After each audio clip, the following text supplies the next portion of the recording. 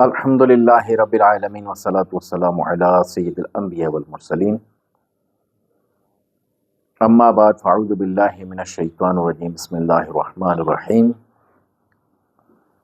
صلی اللہ علی النبی وآلہ صلی اللہ علیہ وسلم صلاۃ و سلام علیک یا سیدی یا رسول اللہ۔ ابو سعید خدری رحمۃ اللہ تعالی علیہ فرماتے ہیں کہ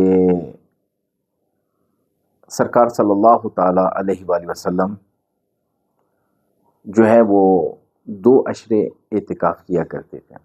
رمضان کے پہلا عشرہ بھی اعتکاف کیا کرتے تھے، دوسرا عشرہ بھی اعتکاف کیا کرتے تھے، تیسرا عشرہ جیسے شروع ہوتا تو آپ اپنے حجرے میں تشریف لے جاتے تھے۔ تو ایک مرتبہ آپ نے جو ہے وہ 21ویں شب جو ہے آپ نے ایک خطبہ ارشاد فرمایا جو طویل خطبہ تھا۔ تو تمام صحابہ اکرام علیہم رضوان کو آپ نے حکم ارشاد فرمایا کہ جو اعتکاف میں ہیں وہ اعتکاف میں بیٹھے رہیں، وہ آج نہ جائیں۔ تو نبی کریم صلی اللہ تعالیٰ علیہ وآلہ وسلم نے فرمایا کہ میں نے خواب میں دیکھا کہ میرے چہرے پر جو آثار ہیں وہ مٹی اور پانی کے ہیں۔ تو ابو سعید خدری رضی اللہ تعالیٰ عنہ فرماتے ہیں کہ جب نبی کریم صلی اللہ علیہ وسلم نے نماز پڑھائی تو بارش ہونے لگی، اور بارش جو ہے وہ چھت مسجد کی ٹپکنے لگی، اور اس کے نماز کے بعد ہم نے دیکھا کہ نبی کریم صلی اللہ علیہ وسلم کے چہرے پر جو ہے وہ مٹی کے آثار ہیں۔ تو اسی رات جو ہے وہ شب قدر تھی۔ تو نبی کریم صلی اللہ تعالیٰ علیہ وآلہ وسلم نے فرمایا کہ مجھے جو ہے بتا دیا گیا ہے کہ شب قدر جو ہے آخری طاق راتوں میں ہے۔ پہلے مجھے بتا دیا گیا تھا کہ شب قدر کب ہے، لیکن مجھے بھلا دیا گیا۔ اب شب قدر جو ہے آپ نے طاق راتوں میں ڈھونڈنی ہے۔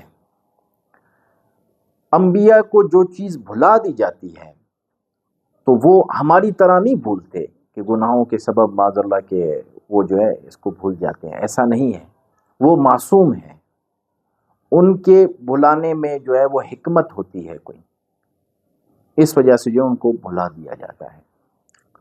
تو ان طاق راتوں میں جو شخص صلاۃ التسبیح پڑھتا ہے، نوافل تو کثرت کے ساتھ آپ پڑھیں، اور صلاۃ التسبیح کی جو ہے وہ فضیلت بڑی ہی زیادہ ہے، اس کی فضیلت بہت زیادہ ہے۔ ان طاق راتوں میں بالخصوص اس صلاۃ التسبیح کا اہتمام کیا کریں۔ نبی کریم صلی اللہ تعالی علیہ وآلہ وسلم نے ایک مرتبہ اپنے چچا حضرت عباس رضی اللہ تعالیٰ عنہ کو ارشاد فرمایا کہ صلاۃ التسبیح جو ہے دن میں کم از کم 1 مرتبہ پڑھی جائے۔ اگر 1 مرتبہ نہیں پڑھتے تو کم از کم ہفتے میں 1 مرتبہ پڑھیں۔ اگر ہفتے میں نہیں پڑھ سکتے تو مہینے میں 1 دفعہ لازمی پڑھیں، یا جو ہے سال میں 1 مرتبہ جو ہے صلاۃ التسبیح پڑھا کریں۔ اگر سال میں کوئی شخص نہیں پڑھتا تو کم از کم زندگی میں 1 مرتبہ صلاۃ التسبیح پڑھ لیں۔ جس نے 1 مرتبہ بھی صلاۃ التسبیح پڑھی اپنی زندگی میں تو اس کے لیے بڑی بشارتیں ہیں، جنت کی بشارت ہے جو شخص صلاۃ التسبیح پڑھتا ہے۔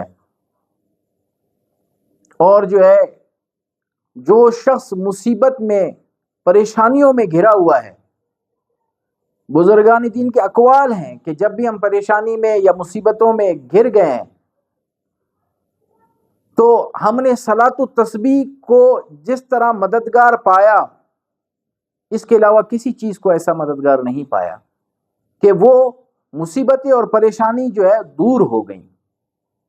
اگر کوئی شخص ابھی بھی کوئی پریشانی مصیبتوں میں گھرا ہوا ہے تو اسے چاہیے کہ وہ صلاۃ التسبیح کا اہتمام کرے۔